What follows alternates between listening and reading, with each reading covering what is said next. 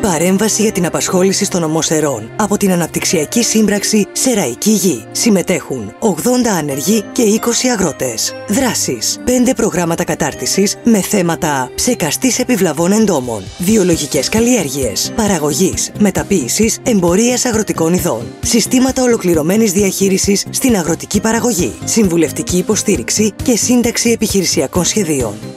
Θέλουμε την υποστήριξή σας για να ανοίξουμε τη δική μας επιχείρηση. Και μάλιστα σκοπεύουμε 5 άνεργοι να ενώσουμε τις δυνάμεις μας, να στήσουμε κοινωνική συνεταιριστική επιχείρηση για να επωφεληθούμε από τα πλεονεκτήματα που προσφέρονται. Μπορούν να συμμετέχουν και φίλοι μας, είτε ανήκουν στο πρόγραμμα είτε όχι. Και εγώ που είμαι επιχειρηματίας, πώς μπορώ να ωφεληθώ από το σχέδιο? Αν προσλάβετε έναν από εμάς, η επιχείρησή σας δικαιούται επιδότηση μέχρι 450 ευρώ μηνιαίως. Συμπληρώνετε και εσείς ένα ποσό και έχετε προσωπικό για 4 μήνες.